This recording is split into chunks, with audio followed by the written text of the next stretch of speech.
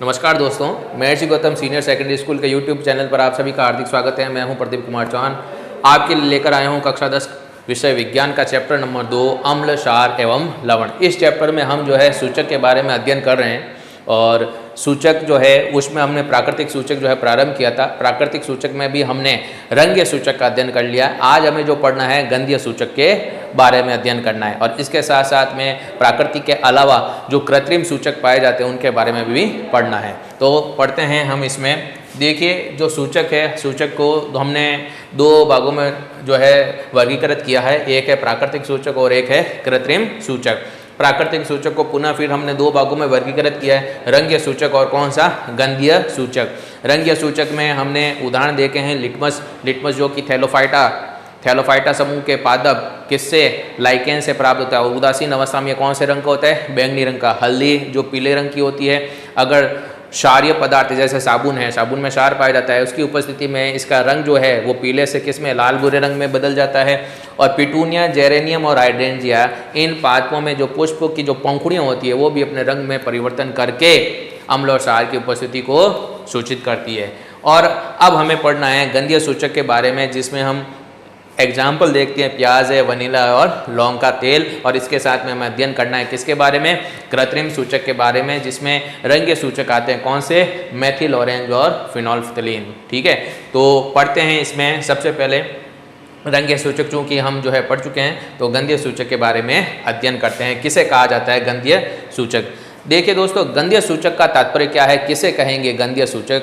गंधीय सूचक का मतलब क्या होता है, यानी कि ऐसे सूचक जो गंध में परिवर्तन करके, किसमें, गंध में परिवर्तन करके अम्ल और क्षार की उपस्थिति को सूचित करते हैं, तो वो क्या कहलाते हैं, गंधीय सूचक कहलाते हैं। जैसे मान लीजिए कि ये प्याज है और वनीला है, ठीक है ना।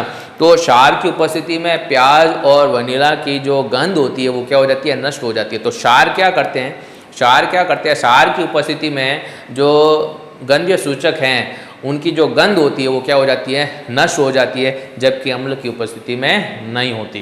ठीक है, तो इस तरह से गंध को नष्ट करके या गंध को नष्ट नहीं करके ये अम्ल और क्षार की उपस्थिति को क्या करेंगे, सूचित करेंगे। तो ऐसे सूचक क्या कहलाएंगे, गंधीय सूचक कहलाएंगे। ठीक है, तो हम इसमें जो है यहाँ पर देख रहे हैं किसके बारे में, गंधीय सूचक के बारे में। प्राकृतिक सूचक का जो सेकंड टाइप जो है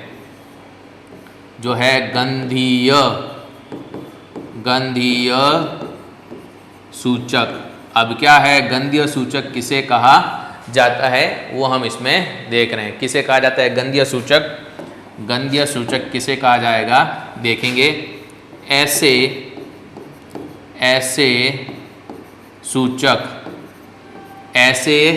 सूचक, ठीक है ना। अब ऐसे सूचक जो गंध में परिवर्तन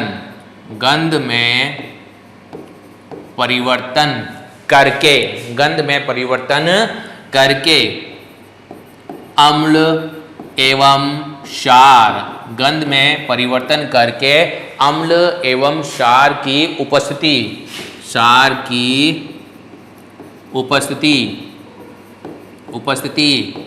को सूचित करते हैं। उपस्थिति को क्या करते हैं, सूचित करते हैं। क्या कहलाते हैं, गंधीय सूचक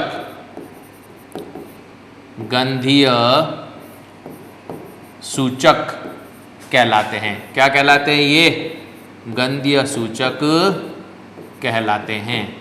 ठीक है, तो गंधीय सूचक किसे कहेंगे कि ऐसे सूचक जो गंध में परिवर्तन करके अम्ल और क्षार की उपस्थिति को सूचित करते हैं, क्या कहलाते हैं, गंधीय सूचक कहलाते हैं। इसके जो एग्जाम्पल हैं, एग्जाम्पल क्या हो जाएंगे इसमें, एग्जाम्पल जो आ जाएगा इसमें, एक तो है प्याज, वनीला, ठीक है ना। और वनीला के अलावा क्या आ जाएगा इसमें, वनीला के अलावा इसमें क्या आ जाएगा, लौंग का तेल। किसका, लौंग का तेल। ठीक है, तो अब ये तीनों के तीनों जो उदाहरण आपके सामने लिखे गए हैं, ये तीनों उदाहरण किसके हैं? गंधीय सूचक। अगर प्याज के छोटे छोटे टुकड़े कर दिए जाए हैं और उसके ऊपर जो है NaOH यानी कि सोडियम हाइड्रोक्साइड जो कि एक क्षार होता है, उसको अगर डाल दिया जाए तो कुछ ही समय बाद में जो प्याज की जो गंध होती है वो क्या हो जाती है? नष्ट हो जाती है। ठीक है ना। और ऐसा ही वनीला के साथ में भी होता है। तो कहने का मतलब जो होता है कि क्षार जो होते हैं, ठीक है, प्याज और वनीला की जो गंध है उसको नष्ट कर देते हैं। तो गंध नष्ट करने वाले जो सूचक होंगे वो क्या कहलाएंगे? वो क्या कहलाएंगे? क्षार की उपस्थिति में जो अपने गंध को, ठीक है ना, क्या कर देते हैं? नष्ट कर देते हैं, तो वो क्या कहलाते हैं? गंधीय सूचक कहलाते हैं। तो मैं यहाँ पर लिख देता हूँ कि प्याज एवं वनीला, प्याज एवं वनीला की गंध क्षार की उपस्थिति में, किसकी उपस्थिति में? क्षार की उपस्थिति में क्या हो जाती है? नष्ट हो जाती है। क्षार की उपस्थिति में नष्ट हो जाती है, नष्ट हो जाती है। ठीक है। अम्ल की उपस्थिति में गंध नष्ट नहीं होती, जबकि अम्ल की उपस्थिति में, किसकी उपस्थिति में? अम्ल की उपस्थिति में गंध नष्ट नहीं होती, गंध नष्ट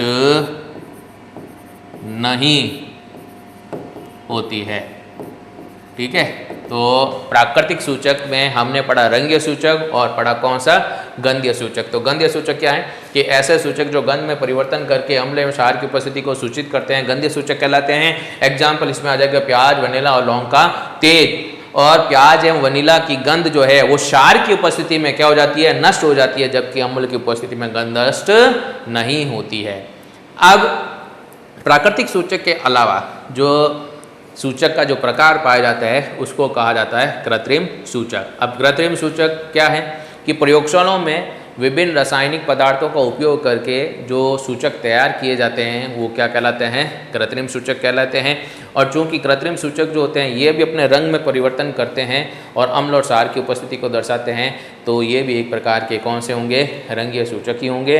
और उसमें एग्जाम्पल आएगा मैथिल ऑरेंज और एक आता है फिनोफ्थलीन। फिनोफ्थलीन को ध्यान रखिएगा कि क्षार की उपस्थिति में वो गुलाबी रंग प्रकट करता है। क्षार की उपस्थिति में कौन सा रंग प्रकट करता है?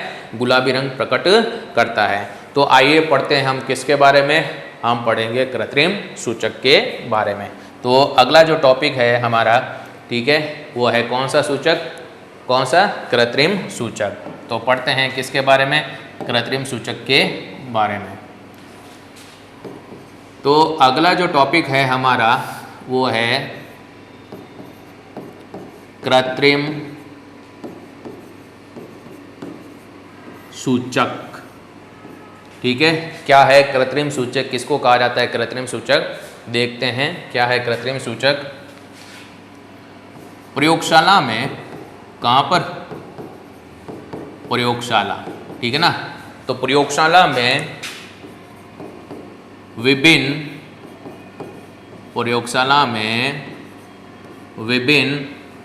रसायनों का, विभिन्न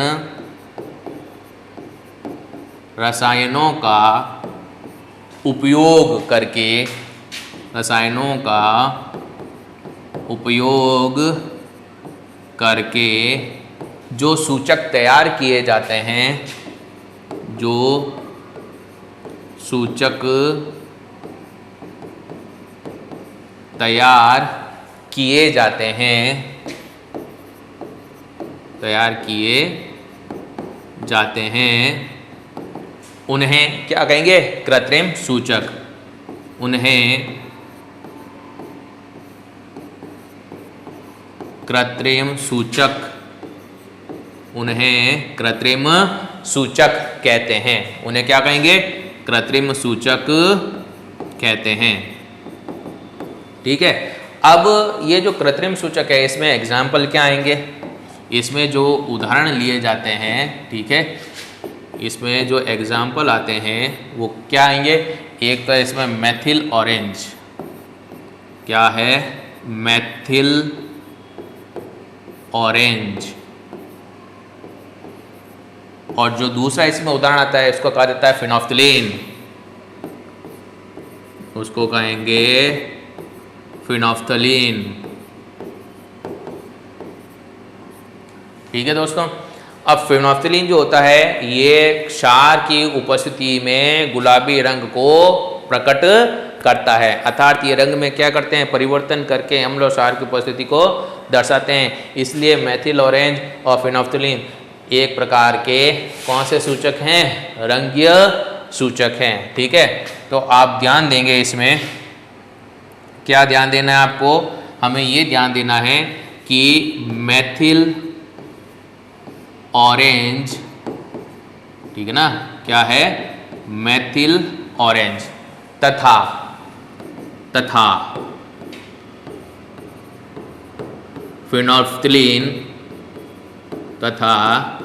फिनोफ्थलीन दोनों कैसे सूचक है, कृत्रिम सूचक है। दोनों ही कैसे सूचक है, कृत्रिम सूचक है। दोनों ही कृत्रिम सूचक है जो रंग में परिवर्तन करके, किसमें, रंग में, जो रंग में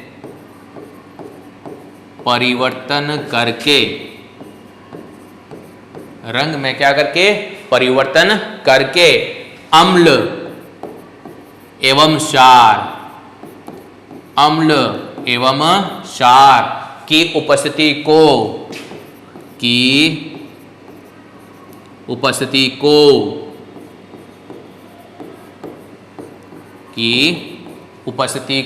सूचित करते हैं, उपस्थिति को क्या करते हैं, सूचित करते हैं। तो इस प्रकार से ये दोनों ही जो हैं कौन से सूचक हो जाएंगे, रंगीय सूचक। तो हमने क्या कहा, मेथिल ऑरेंज तथा फिनोफ्थलीन दोनों ही कृत्रिम सूचक है जो रंग में परिवर्तन करके अम्ल क्षार की उपस्थिति को सूचित करते हैं। अतः ये दोनों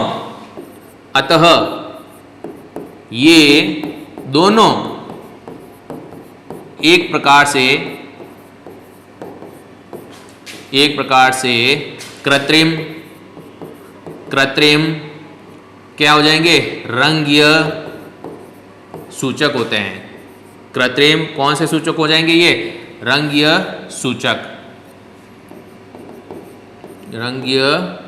सूचक होते हैं। ठीक है, यहाँ तक तो हमें पता चल गया कि जो कृत्रिम सूचक हैं उनमें मुख्य जो उदाहरण आते हैं मेथिल ऑरेंज और फिनोफ्थलीन है, और चूंकि ये रंग में परिवर्तन करके अम्ल और क्षार की उपस्थिति को दर्शाते हैं, इस वजह से ये एक प्रकार के जो है कृत्रिम रंगीय सूचक कहलाते हैं। अब इसमें हमें ये ध्यान रखना है कि जो फिनोफ्थलीन होता है वो क्षार की उपस्थिति में कौन सा रंग प्रकट करता है, गुलाबी रंग प्रकट करता है। ठीक है, तो यहाँ पर हम एक लाइन लिखेंगे और वो लाइन क्या होगी, वो लाइन ये होगी कि फिनोफ्थलीन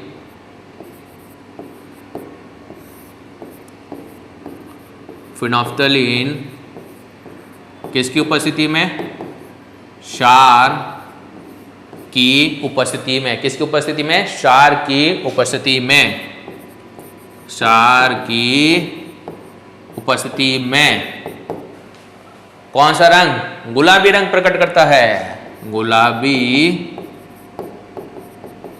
रंग प्रकट करता है, गुलाबी रंग प्रकट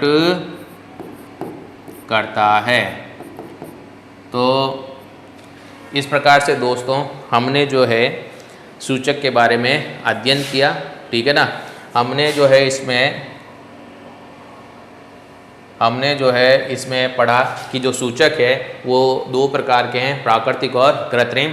प्राकृतिक सूचक में भी दो टाइप हो जाते हैं, एक है रंगीय सूचक और एक है गंधीय सूचक। रंगीय सूचक के बारे में हम पहले पढ़ चुके हैं कि ऐसे सूचक, प्राकृतिक सूचक जो अपने रंग में परिवर्तन करके अम्ल और क्षार की उपस्थिति को दर्शाते हैं, रंगीय सूचक कहलाते हैं। उदाहरण है लिटमस, हल्दी, पिटूनिया, जेरेनियम और हाइड्रेंजिया। फिर दूसरा जो टाइप आएगा वो है गंधीय सूचक, जिसमें एग्जाम्पल आएगा प्याज, वनीला, लौंग का तेल। और प्राकृतिक के अलावा सूचक का जो दूसरा प्रकार है वो है कृत्रिम, और कृत्रिम सूचक में जो मुख्य रूप से सूचक आएंगे वो रंगीय सूचक होंगे। कौन कौन से? मेथिल, ऑरेंज और फिनोल्फ्थीलीन। फिर हमने इसमें देखा यहाँ पर गंधीय सूचक के बारे में परिभाषा हमने पढ़ी कि ऐसे सूचक जो गंध में परिवर्तन करके अम्ल एवं क्षार की उपस्थिति को सूचित करते हैं गंधीय सूचक कहलाते हैं, जैसे प्याज, वनीला, लौंग का तेल। अब इसमें हमने ये भी देखा कि प्याज और वनीला की जो गंध है वो क्षार की उपस्थिति में क्या हो जाती है? नष्ट हो जाती है, लेकिन अम्ल की उपस्थिति में यह गंध नष्ट नहीं होती है। फिर हमने पढ़ा कि कृत्रिम सूचक क्या है, कि प्रयोगशाला में विभिन्न रसायनों का उपयोग करके जो सूचक तैयार किए जाते हैं उन्हें हम क्या कहते हैं? कृत्रिम सूचक कहते हैं। जैसे इसमें एग्जाम्पल हमने लिए मेथिल, ऑरेंज और फिनोल्फ्थीलीन। ठीक है, फिर हमने क्या देखा कि मेथिल, ऑरेंज और फिनोल्फ्थीलीन है तो दोनों ही कृत्रिम सूचक है, और ये रंग में परिवर्तन करके अम्ल एवं क्षार की उपस्थिति को सूचित करते हैं, तो ये दोनों एक प्रकार से कृत्रिम रंगीय सूचक होते हैं। और हमने इसमें ये भी जानकारी प्राप्त की कि फिनोल्फ्थीलीन जो है क्षार की उपस्थिति में गुलाबी रंग क्या करता है? प्रकट करता है। ठीक है, इसके बाद में हम जो अगला जो टॉपिक जो हम इसमें पढ़ेंगे वो ये पढ़ेंगे कि अम्ल और जो क्षार है वो धातु के साथ में कैसे क्रिया करते हैं। ये हमारा रहेगा अगला टॉपिक। ठीक है, जो हम अगले वीडियो में पढ़ेंगे।